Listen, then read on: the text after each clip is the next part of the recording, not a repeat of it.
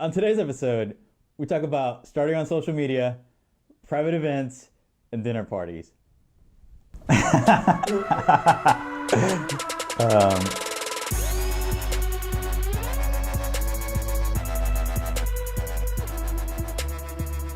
Hello and welcome to another episode of Tip for Tip, where you ask your marketing question in exchange for a tip in your industry. My name's Aaron. And my name is Christian. And today we have Maisha from Love Jones Designs.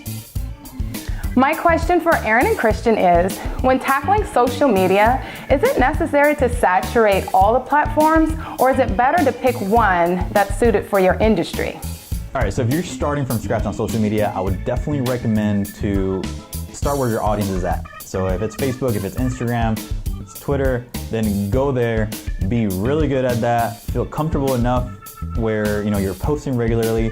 And then if you think that you have the time to invest in some other social media networks, then do that. If not, there's no reason why you should be bogged down with 3 or 4 different social media networks and trying to post consistently on all of them. You're starting out, you don't have the time for that. If you know your audience is on Twitter, then go to Twitter, attack Twitter, and get really good at it.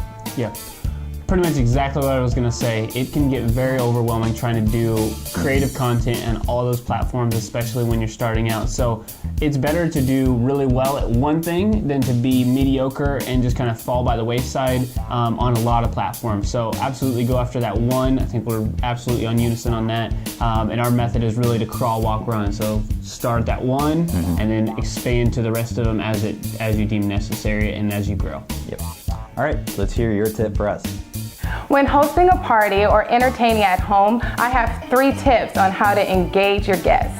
1, wow them at the door. Create something fun, some cool signage at the door to leave for your guests as they get excited about coming inside. Or maybe you can go big and rent and hire some stilt walkers to welcome your guests as they come into the space. 2, take a standard element that you were already going to incorporate and add some flair to it. Think about hosting a bar. Add a flair bartender, and that will make sure that your guests are entertained while they're waiting on their cocktails. The last one is personalize your event. I'm not talking about monograms everywhere. I'm talking about using your guests to personalize the space. Think of maybe a sketch artist who can sketch your guests, and you can use those sketches to decorate the space. And those are my 3 tips on how to create an engaging experience for your guests while you're entertaining. Those are awesome tips. We've never really had a party like that. I love the idea of bringing a bartender to the party. I know for weddings you kind of go all out, but I like that idea because it really leaves a lasting impression. So for our ribbon cutting or something. Yeah, that's exactly what I was thinking. Don't steal my life. Anyways, what were you gonna say? Not to bring a bartender to a ribbon cutting, but it'd be cool to have some lady that juggles fire and stuff. I was thinking about that earlier. Yes. Yeah. The McDonald's balls. No, I was thinking fire. Okay, either one. But I also like to impress them at the door. That's really important. And it's hard for guys, I think, to be thinking about outside the box kind of stuff unless you hire somebody. So we're gonna use that for our ribbon cutting.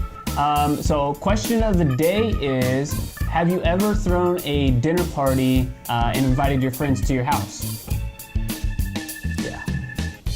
All right, thank you again for coming on our show. And if you are a small business owner and you would like to be on Tip for Tip, all you have to do is go to bitbranding.co/tip for tip.